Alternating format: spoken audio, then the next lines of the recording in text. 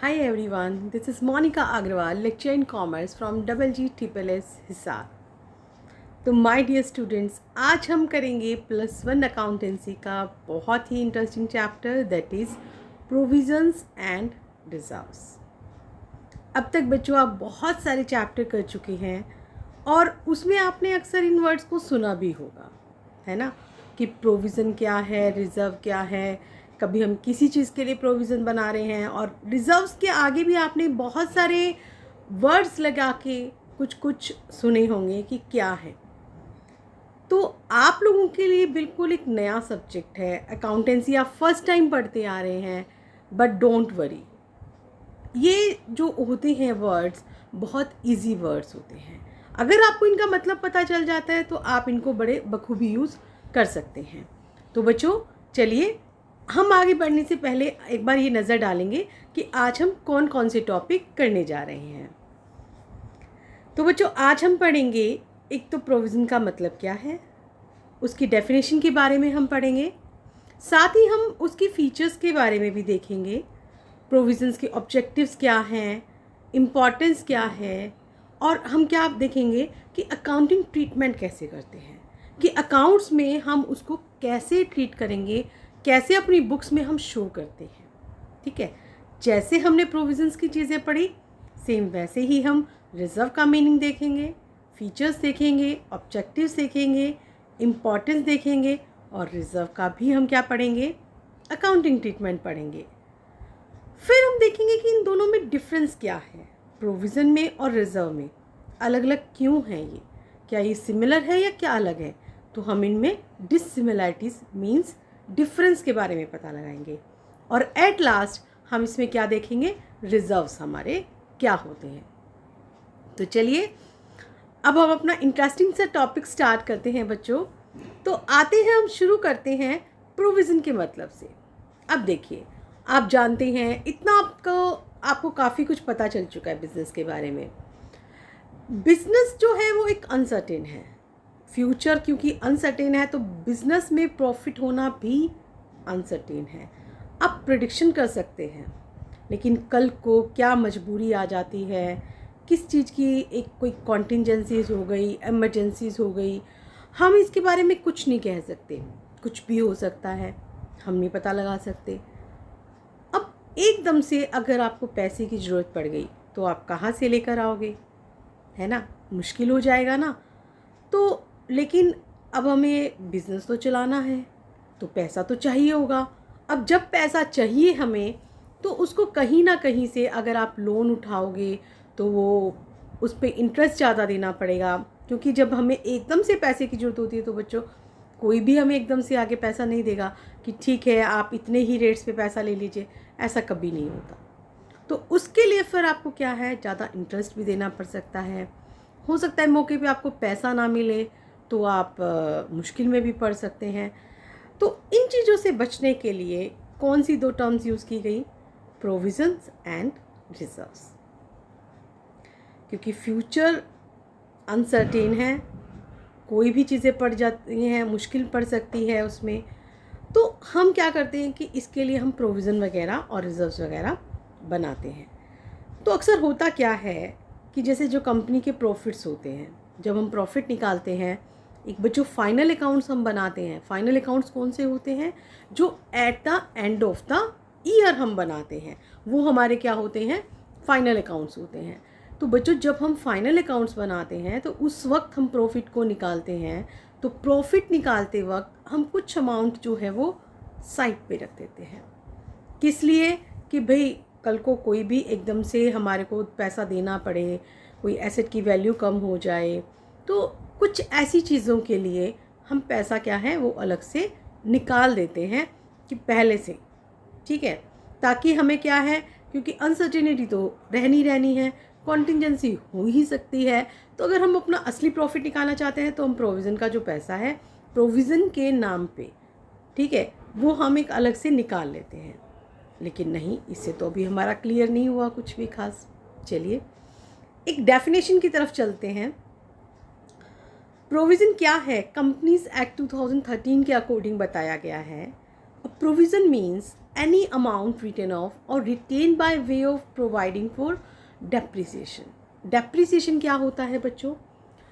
जब आप कोई भी एसेट यूज़ करते हैं तो धीरे धीरे उसकी वैल्यू में कमी हो जाती है, और नहीं तो ज़्यादा दूर नहीं जाइए, आपके घर में आपके पास कार है, स्कूटर है, कुछ भी है, जब एक आप नई चीज़ लेकर आए हैं, कुछ टाइम बाद क्या उसकी एज इट इज़ वैल्यू रहती है? क्या उसमें टूट फूट नहीं होती? क्या वो घिसती नहीं है? घिसती है ना।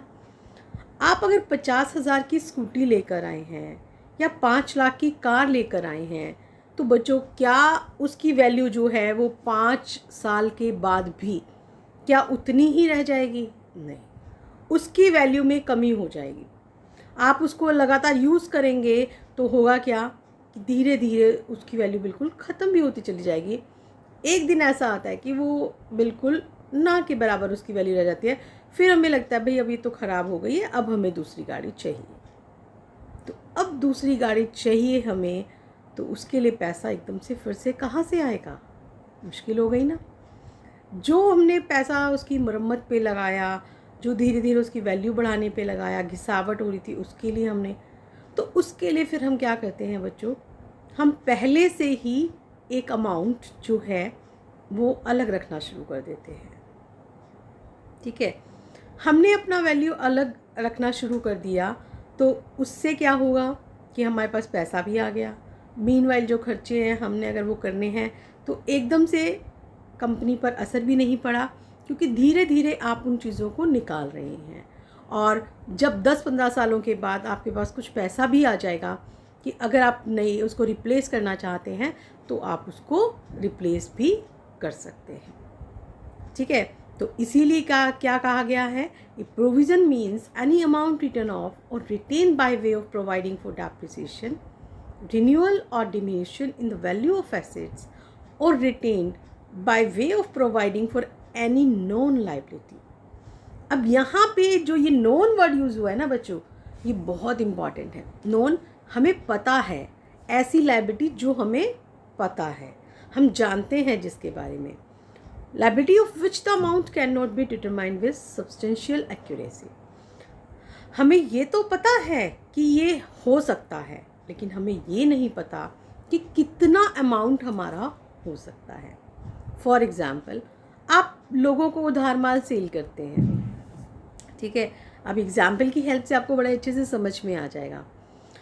क्या करते हैं कि आप लोगों को उधार माल सेल करते हैं, तो अब आपके पास क्या आ गए, डेटर्स ही होते हैं ना, जिनको आप उधार माल सेल करते हैं। अब देखिए, ज़रूरी तो नहीं है कि सबके सब लोग आपको पैसा वापस कर देंगे, है ज़रूरी नहीं। कुछ लोग आपको पूरा भी देंगे, कुछ हो सकता है कि आपको थोड़ा दे दें, और कुछ हो सकता है आपको बिल्कुल ही ना दें, है ना। तो अब आप लोगों ने एक चैप्टर में ये पढ़ा होगा, कॉन्सेप्ट ऑफ कंजर्वेटिज्म। ध्यान है, कॉमर्स वाले बच्चों को एक चीज़ सिखाई जाती है शुरू से ही, और ये आपको अपनी लाइफ में भी फॉलो कर लेनी चाहिए, क्योंकि बहुत अच्छी अप्रोच है ये। क्या कि फ्यूचर के जो लॉसेस हैं ना बच्चों, उसको हमेशा ध्यान में रखो, लेकिन प्रॉफिट्स को ध्यान में रखने की इतनी कोई ज़रूरत नहीं है। लॉस होने वाला है तो उसको ध्यान में रखते हुए उसके लिए आप प्रिकॉशंस लेने शुरू कर दीजिए, ताकि आपको बाद में दिक्कत ना आए। ये कॉमर्स की सबसे बड़ी अप्रोच है जो बहुत यूज़ होती है। इसे हम कॉन्सेप्ट ऑफ प्रूडेंस और कंजर्वेटिज्म भी कहते हैं। तो इसी को ध्यान में रखते हुए जो व्यापारी है वो क्या करता है, एक प्रोविज़न बना लेता है कि भाई provision for doubtful debts. Doubtful कि अभी हमें शक है कि भाई कुछ लोग हमारा पैसा जो है वो वापस नहीं देंगे। ठीक है, तो हम क्या करते हैं कि एक प्रोविज़न बना लेते हैं, और इसी तरीके से अगर हमारी रिपेयर होने वाली है तो प्रोविज़न फॉर रिपेयर हो जाएगा। हमारी एसेट में घिसावट होगी तो हम प्रोविज़न फॉर डेप्रिसिएशन बना लेते हैं, है ना। टैक्स हमने देना है तो हमने क्या करना है, प्रोविज़न फॉर टैक्सेशन बना लेते हैं। डेटर्स को हम कहते हैं हमारा पैसा दे दो, हम तुम्हें डिस्काउंट भी देंगे साथ में। आप 1 लाख रुपए आपको देना है, अगर आप हमारे पैसे दे रहे हो तो हम आपको 98,000 रुपये हम लेके कहेंगे कि हाँ हमें 1 लाख मिल गया, तो वो क्या हो गया, डिस्काउंट भी देना पड़ सकता है, तो उसके लिए भी हम प्रोविज़न बना रहे हैं। तो ये क्या है बच्चों, एग्जाम्पल्स हैं। अब हुआ क्लियर कि प्रोविज़न क्या है? फ्यूचर की अनसर्टेनिटी, जो कि आपकी एक नॉन लाइबिलिटी है, आपको पता है कि ये हो सकता है, लेकिन अमाउंट स्पेसिफाई नहीं है, अमाउंट सर्टेन नहीं है आपके पास, तो वो आपका क्या कहलाता है? प्रोविज़न कहलाता है। समझ में आ गया? चलिए अब हम चलते हैं बच्चों इसकी फीचर्स की तरफ। फीचर क्या क्या है इसकी? पहली फीचर है provisions are the charge of profit. अब प्रोविज़न क्या है आपके कि प्रॉफिट से चार्ज करने होते हैं।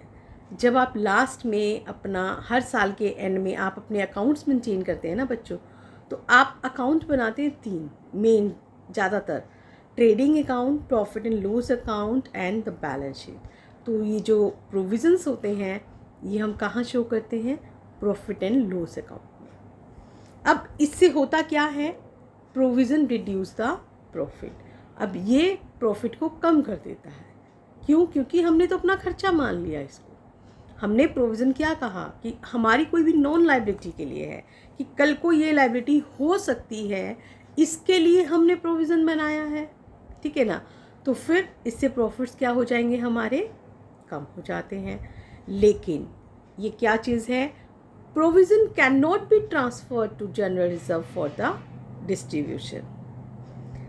कुछ पैसा साल के एंड में आप जनरल रिजर्व में भी ट्रांसफ़र करते हैं, तो यहाँ पे जो प्रोविजंस का पैसा होता है वो कभी भी जनरल रिजर्व में ट्रांसफ़र नहीं किया जा सकता। अब ये जनरल रिजर्व क्या है भाई? चलिए कोई बात नहीं, थोड़ा सा वेट कीजिए, इसी उसमें मैं आपको बताऊंगी कि रिजर्व्स क्या होते हैं, क्योंकि 1 बाय 1 चलेंगे तो आपको कॉन्सेप्ट अच्छे से क्लियर हो जाएगा, ठीक है। फिर नेक्स्ट क्या है? Purpose of provision is very specific. जो पर्पज़ है, इसका उद्देश्य है, वो निश्चित है। जैसे अभी मैंने बताया कि अगर हम एसेट की कमी के लिए निकाल रहे हैं कि वैल्यू में कमी होगी, तो हम क्या बना रहे हैं? Provision for depreciation.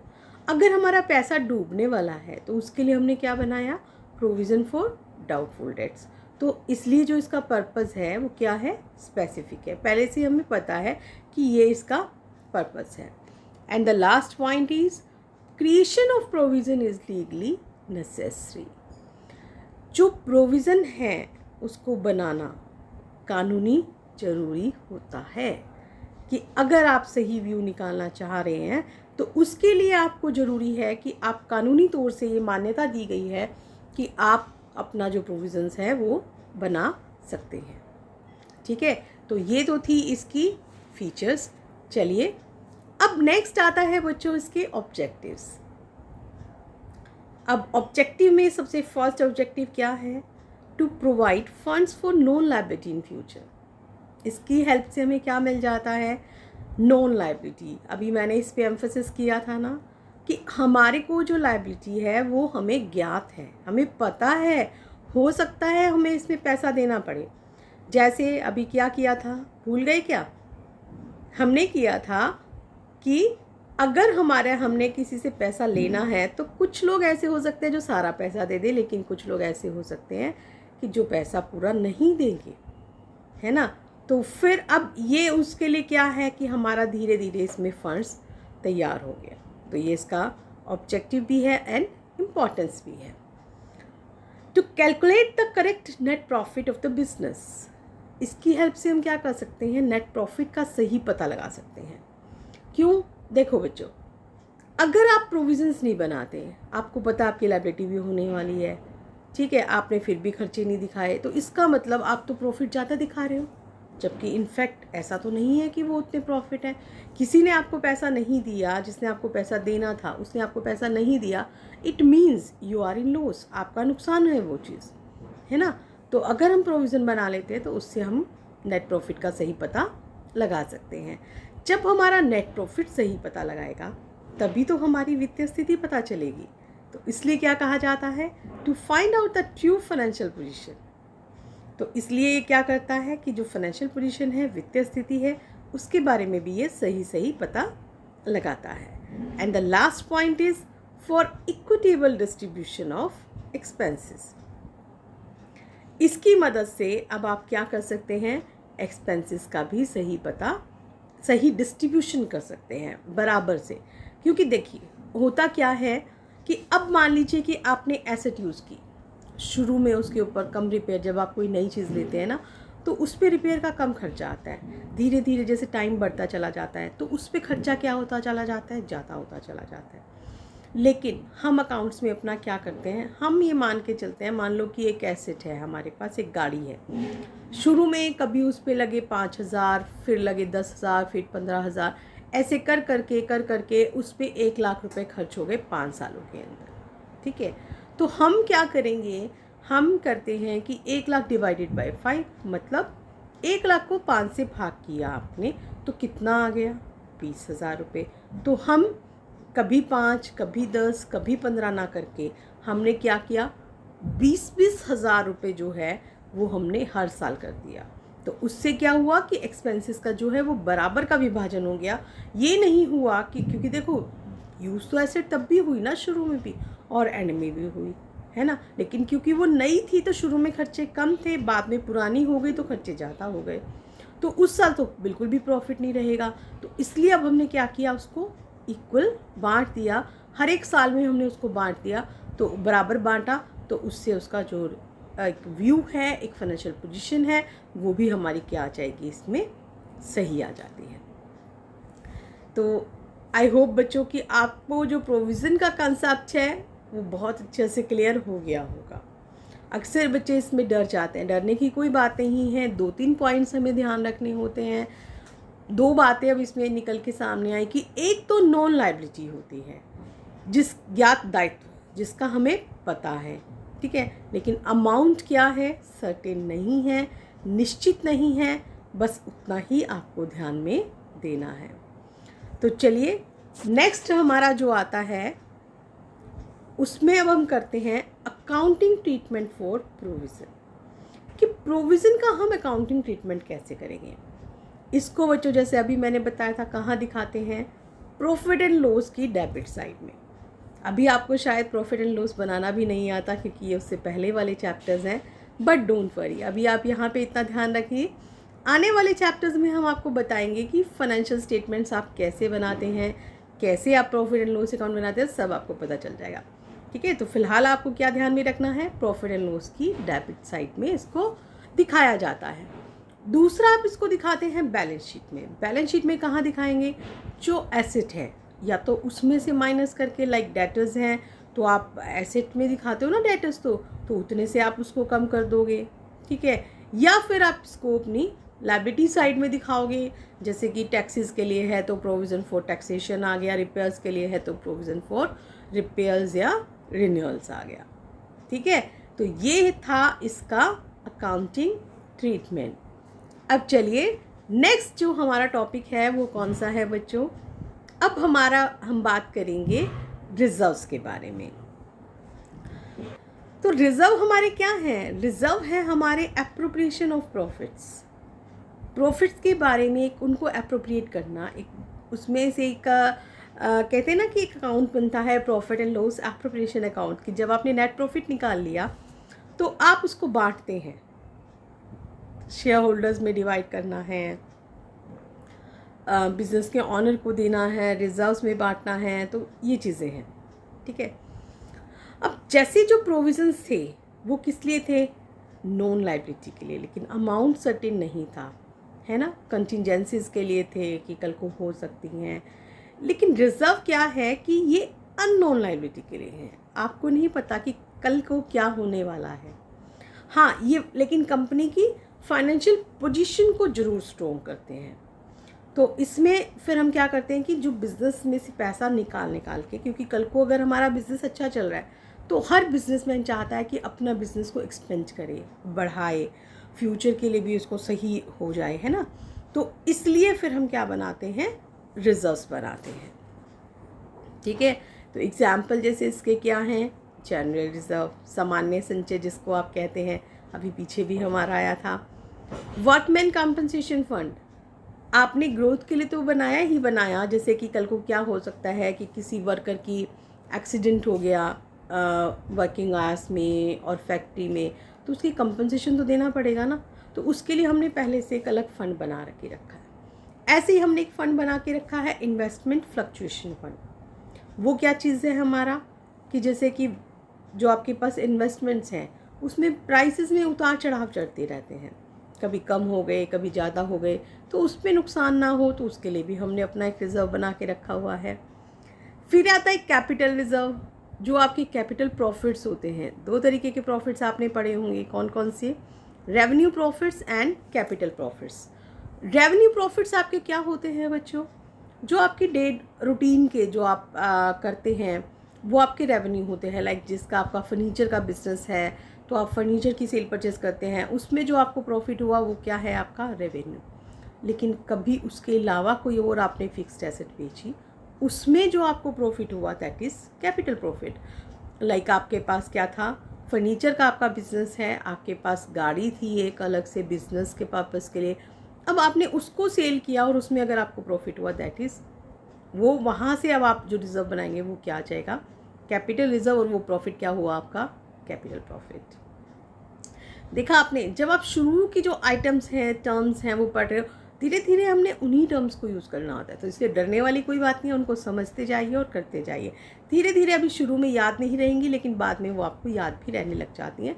जब उनको आप टाइम एंड अगेन बहुत बार यूज़ करते हैं तो आपको याद भी रहने लग जाती हैं, इससे डोंट वरी। तो इसी तरीके से जो एग्जांपल्स हैं, जैसे डिविडेंड इक्वलाइजेशन रिजर्व है, reserve for redemption of debentures भी आता है। ठीक है, चलिए अब हम कौन सी करने जा रहे हैं? अब हम करेंगे बच्चों इसकी फीचर्स के। जैसे हमने प्रोविजंस की फीचर्स पढ़े थे ना, ऐसे ही हम रिजर्व्स के फीचर्स भी पढ़ेंगे। अब रिजर्व का सबसे पहला फीचर हमारा क्या है? ये है हमारा reserves can be made only out of profits. कहाँ से बनाए जा सकते हैं? सिर्फ और सिर्फ प्रॉफिट्स में। देखिए, प्रोविज़न कहाँ बनाए गए थे? जब आपने प्रॉफिट को निकाल रहे थे तब बनाए थे, लेकिन यहाँ पे आउट ऑफ प्रॉफिट्स बना रहे हैं। वहाँ पे हमारे प्रॉफिट्स कम हो रहे थे, लेकिन यहाँ पे हमारे क्या हो रहे हैं? यहाँ पे डिविजिबल प्रॉफिट्स, जब नेट प्रॉफिट निकल आया उसको आप बांटना चाहते थे, दैट इज़ डिविजिबल प्रॉफिट्स, वो हमारे कम होते हैं, रिज़र्व उनमें से बनाया जाता है। और हाँ, एक बात है कि reserves if remain unutilised for some period can be distributed as dividends. अगर आपका रिज़र्व रह गया जिसको आपने यूज़ नहीं किया है, कुछ टाइम का ऐसा रह रहा है, तो आप उसको एज ए डिविडेंड भी बांट सकते हैं। And the last is reserve is created to meet out any probable future liability और लॉसेस। कोई भी जो फ्यूचर में लायबिलिटीज़ है, लॉसेस हैं, वो होने वाले हैं, इनके लिए अब आप क्या बना रहे हैं? रिज़र्व बना रहे हैं। लेकिन ये ध्यान रखना कि वहाँ पे हमारी क्या चीज़ थी? वो अननोन लायबिलिटी थी, वो नोन थी, और यहाँ पे क्या है? अननोन लायबिलिटी है हमारी। ये बहुत बड़ा फ़र्क है इसमें। चलिए अब नेक्स्ट आते हैं इसके ऑब्जेक्टिव्स रिज़र्व के। सबसे पहले क्या है? Helpful in strengthening the financial position. इससे वित्तीय जो उसकी स्थिति है वो स्ट्रॉन्ग हो जाती है। क्यों? क्योंकि आपने फ्यूचर के लिए पैसा निकाल के रखा हुआ है, कल को आपको कोई भी मुश्किल आती है तो आप वो रिजर्व वाला पैसा यूज़ कर सकते हैं, तो इसलिए हो गई ना वित्तीय स्थिति strong. Helpful in meeting future unanticipated loss, unknown losses, वही बात आ गई। अज्ञात दायित्वों की पूर्ति करने के लिए आप किसको यूज़ कर रहे हैं? आप रिजर्व्स को यूज़ करते हैं। थर्ड है helpful in equalisation of dividend. यहाँ पे आप लाभांश को बराबर करने के लिए, अभी मैंने आपको बताया था लाभांश को बराबर करना कि किसी, वहाँ पे थे हमने एक्सपेंसेस को बराबर किया था, यहाँ पे हम किसको कर रहे हैं? लाभांश को हम बराबर कर रहे हैं। तो यहाँ पे अब हमें क्या करना है कि किसी साल हमने कितने लाभांश दिए, किसी साल हमने कितने, तो हम सोचते हैं कि एक बराबर सा हो जाए। कि कई बार हमने फिक्स किया होता है कि हम 5 रुपये पर शेयर या 10% हम अपना देंगे ही देंगे, तो कई बार हमारी स्थिति उतनी नहीं होती। किसी साल प्रॉफिट कम होते हैं, किसी साल ज़्यादा होते हैं, तो हम क्या सोच लेते हैं कि जिस साल प्रॉफिट ज़्यादा है उनको रख लीजिए, ताकि जिस साल कम होंगे वो बचे हुए प्रॉफिट में से हम डिविडेंड दे देंगे। तो होगा क्या उससे कि हर साल जो डिविडेंड है वो बराबर चलता रहेगा, तो कंपनी की रेपुटेशन भी बहुत अच्छी रहेगी, है ना? ठीक। और लास्ट पॉइंट क्या है? Fulfilling some specific purpose. इससे कुछ हमारे विशेष पर्पस भी यूज़ होते हैं जिन स्पेसिफिक पर्पस के लिए ये बनाया गया है। लाइक क्या चीज़ें हो सकती है वो, जैसे देखिए अभी मैंने एक फ़ंड का नाम पढ़ा था, क्या, workman compensation fund. Workman compensation fund क्या था हमारा, वो था कि अगर वर्कर की जो वर्किंग आवर्स में है, ड्यूटी के दौरान डेथ हो जाती है, एक्सीडेंट हो जाता है, तो हम उसको उस फंड से पैसा दे सकते हैं। तो अब वो जो वर्कमैन कंपनसेशन फ़ंड वाला पैसा है बच्चों, वो आप किस में यूज़ कर सकते हैं, सिर्फ वर्कर को कंपनसेशन देने के लिए, उसको कहीं और यूज़ नहीं कर सकते आप, ठीक है। तो इसलिए क्या कहा जाता है, फुलफिलिंग सम स्पेसिफिक पर्पस। ऐसे ही जैसे डिविडेंड इक्वलाइजेशन फ़ंड है तो वो डिविडेंड देने वालों के लिए यूज़ होगा। इन्वेस्टमेंट फ्लक्चुएशन फ़ंड है तो वो किसके लिए यूज़ होगा, इन्वेस्टमेंट के लिए। और अब आती है बात इसके अकाउंटिंग ट्रीटमेंट की। तो अकाउंटिंग ट्रीटमेंट क्या रहेगा इसका, इसको आप दिखाते हैं बैलेंस शीट की रिजर्व एंड सरप्लस में।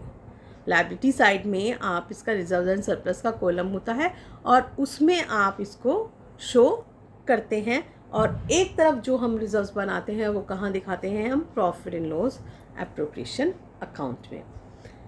तो आई होप बच्चों कि आपको प्रोविज़न भी पता चल गया है, रिजर्व भी पता चल गया है। तो चलिए अब हम नज़र डालते हैं एक इनके डिफरेंस पे, ठीक है, ताकि आपको सारा का सारा क्या हो जाएगा, रिकॉल हो जाएगा।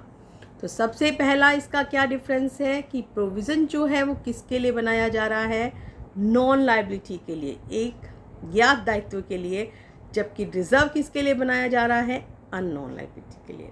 हमें नहीं पता कि कितना हो भी सकता है और नहीं भी हो सकता है, कुछ हमें फिक्स नहीं है, ठीक है। बेसिक नेचर क्या है, प्रोविज़न जो है that is charge against profit, profit के अगेंस्ट चार्ज है, जबकि रिजर्व हमारे क्या होते हैं, प्रॉफिट का एप्रोप्रिएशन होता है, ठीक है। थर्ड इसका हमारा क्या आ जाता है, ये टैक्सेबल प्रॉफिट को कम कर देता है। जो प्रोविजंस होते हैं ना उससे टैक्सेबल प्रॉफिट कम हो जाता है, क्यों, क्योंकि हम प्रॉफिट एंड लॉस में से इसको निकालते हैं, जबकि रिजर्व पे इस टैक्सेबल प्रॉफिट का कोई इफेक्ट ही नहीं पड़ा, क्योंकि आपने तो डिविजिबल प्रॉफिट से निकालना है ना। प्रोविज़न का पैसा आप डिविडेंड देने में नहीं कर सकते, लेकिन रिजर्व में अगर पैसा बच गया तो उससे आप डिविडेंड दे सकते हैं, ठीक है।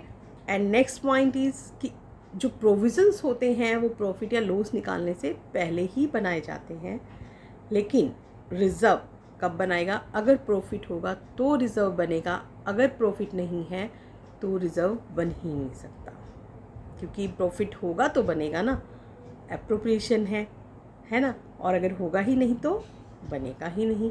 प्रोविज़न कहाँ दिखाए जाते हैं, प्रॉफिट एंड लॉस की डेबिट साइड में, जबकि रिजर्व्स कहाँ दिखाए जाते हैं, profit and loss appropriation account की डेबिट साइड में।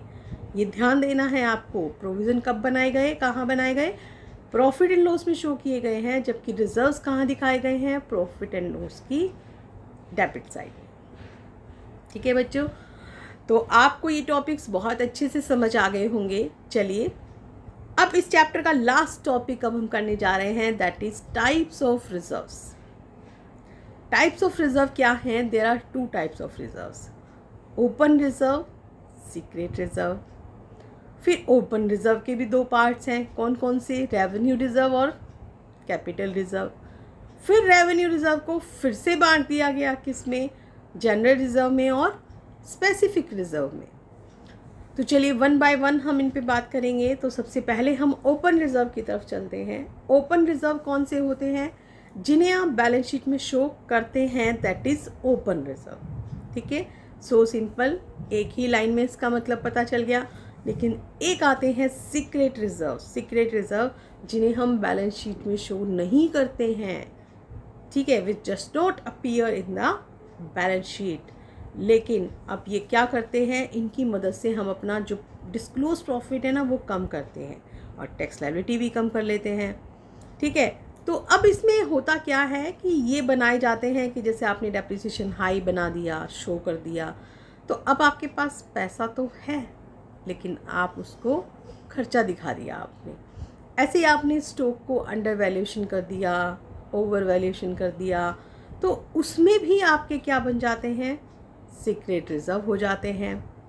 इसी तरीके से अगर आपने वैसे प्रॉफिट एंड लॉस अकाउंट में क्या होता है बच्चों, रेवेन्यू एक्सपेंडिचर दिखाए जाते हैं, लेकिन अगर आप कैपिटल एक्सपेंडिचर शो कर देंगे तो भी दिक्कत आ जाएगी। डाउटफुल डेट्स के लिए जो प्रोविजन बनाना है वो खर्चा ज़्यादा कर देंगे तो भी प्रॉब्लम आ गई। ठीक है, तो ये होते हैं हमारे कौन से रिजर्व्स? Secret reserve. अब आते हैं अगले। ओपन रिजर्व के दो पार्ट्स थे ना, कौन कौन से थे?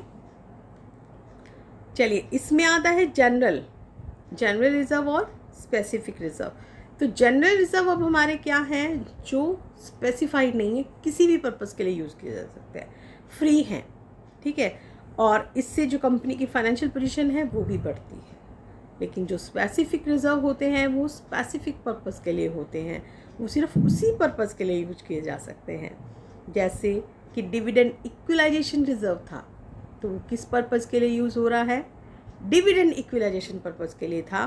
तो वो अगर किसी साल ज़्यादा प्रॉफिट आ गए तो आप वो पैसा अलग से रिजर्व में डाल लोगे, जिस साल प्रॉफिट कम होंगे वहाँ से आप पैसा निकाल लोगे और डिविडेंड में दे दोगे। ऐसे ही वर्कमैन कंपनसेशन फंड था जो वर्कर्स के क्लेम के लिए थे। इन्वेस्टमेंट फ्लक्चुएशन फंड किसके लिए था? जब इन्वेस्टमेंट की वैल्यू कम हो जाएगी मार्केट में तो हम उसको कवर अप कर सकते हैं। डिबेंचर रिडम्पशन रिजर्व बनाते हैं जिससे आप डिबेंचर का रिडम्पशन ईजिली कर सकते हैं। वहाँ पे आपको पैसे की हेल्प मिल जाती है। मीन्स कि जिस पर्पज़ के लिए बनाए गए हैं उसी पर्पज़ के लिए आप उसको यूज़ कर सकते हैं। उसका नाम से उसका पर्पज़ जो है वो ज़्यादातर हमें पता चल जाता है। फिर आते हैं बच्चों रेवेन्यू रिजर्व। रेवेन्यू रिजर्व क्या है? रेवेन्यू रिजर्व अभी मैंने बताया there are two type of profits. कौन कौन से? एक रेवेन्यू प्रॉफिट और दूसरे हमारे आते हैं कैपिटल प्रॉफिट्स। तो जो रेवेन्यू प्रॉफिट से बनाए जाते हैं वो हमारे कौन से कहलाते हैं? Revenue reserve. Like general reserve, workman compensation fund, investment fluctuation fund, dividend equalisation reserve, ये सब हमारे कौन से हैं? Revenue reserve. And the last of this chapter is that is capital reserve. Capital reserve हमने कहाँ से बनाए? आउट ऑफ कैपिटल प्रॉफिट्स, जो नॉर्मल ऑपरेटिंग एक्टिविटीज से नहीं बने। अभी मैंने गाड़ी का एग्जांपल दिया था आपको, है ना? क्या कि अगर आपका फर्नीचर का बिजनेस है, फर्नीचर की सेल परचेज करते हैं, उससे कोई पैसा आएगा, दैट इज़ रेवेन्यू प्रॉफिट।